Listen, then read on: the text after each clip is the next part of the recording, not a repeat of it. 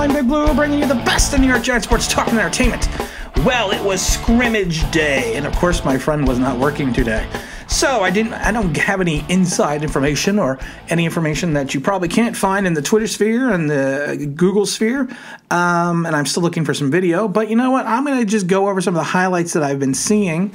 And some of the lowlights, and I do think it's interesting that Daniel Jones, they're saying, had a so-so day. He only completed 10 of 22 passes with an interception, and that interception comes at the hands of Mr. Holmes. And they say that Holmes appeared to work exclusively in the slot today, which is interesting, which means Valentine, and Love were probably more working out on the CB2 side of the ball against James, in reference to the other side of James Bradberry. Now, I laugh because the other day we did a video that said the D-line seems to be ahead of the O-line. Well, today it seems that it was the opposite.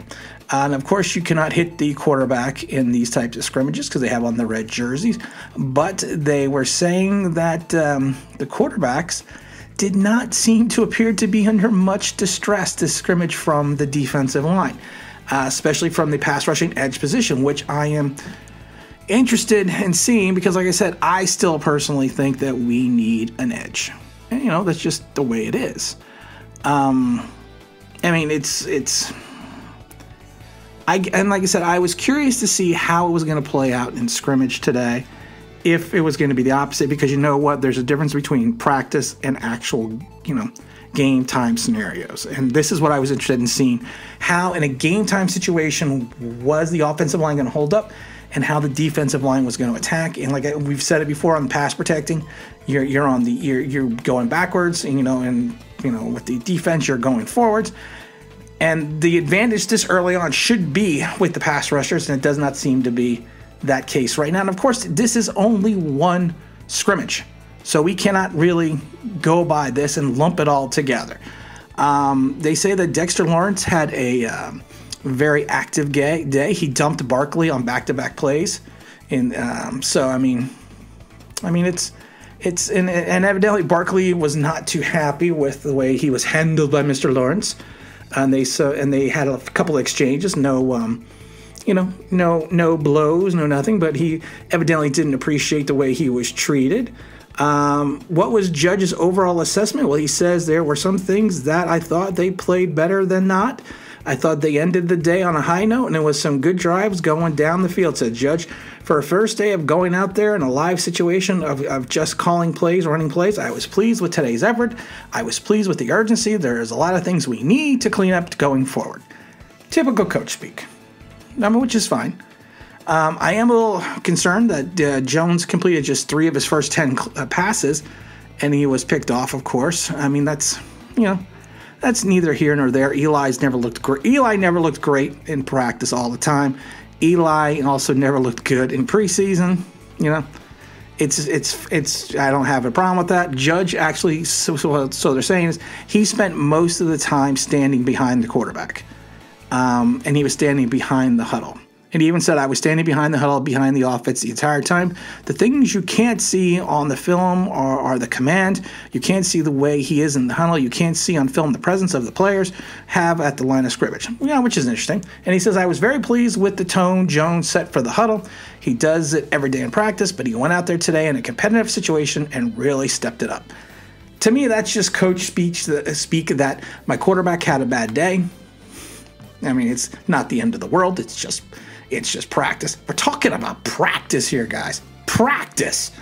So it's one scrimmage. So I'm not gonna sit there and go, ooh, wow, it's great. It is interesting that Nick Gates, of course, is bidding for the starting center job. Had a clean day on Friday with his work with Jones. Even to the point that Jones said he's done a very good job playing a lot of center. I thought he's done a good job, which I find that interesting because what does that mean for Spencer Pulley? If we're going to move Gates over to center, where are we going to put Pulley? We gave him a contract that he didn't deserve either also. So I'm a little curious to see what's going on with Spencer. And actually, Spencer has more experience than Gates. So you know what? It's neither, like I said, it's neither here nor there. It is just the way it is, right? We kind of have to we kind of have to just wait and see. I do find it interesting, though, that, of course, Holmes made the interception on a terrific play, they were saying. He was covering Golden Tate. After the Holmes interception, though, he did have the ball poked away by Andrew Thomas. That's great hustle.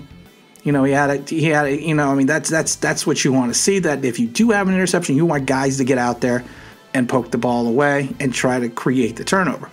Ryan Connolly sat out, so did Corey Coleman, and Xavier McKinney didn't practice. They rode the bikes on the sideline. We just thought they had a really strong load, which means they just worked a little too hard. And over, you know, they're also just trying to give some of these guys a rest. I mean, it's not like, you know, I'm not worried about McKinney. I'm not worried from what I'm hearing about Connolly. I'm not worried about Connolly.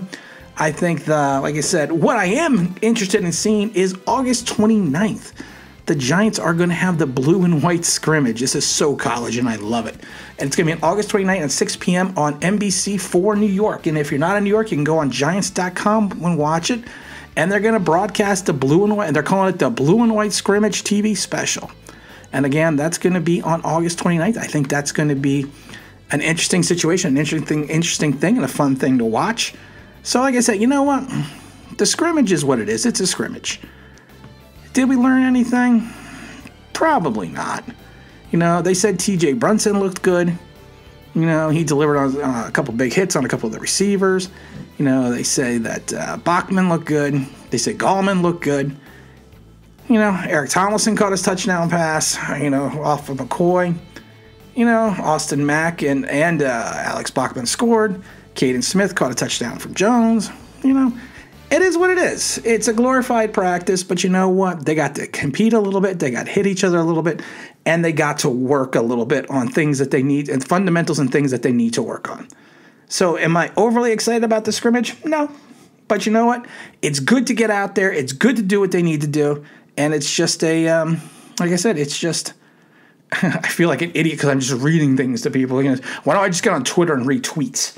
You know, but like I said, you know what? I'm just reporting it as news. It is what it is. You got to take it for what it's worth. It's a scrimmage. How we're going to get up to the Steeler game, I do not know yet. Who's going to be on the roster? We don't know yet.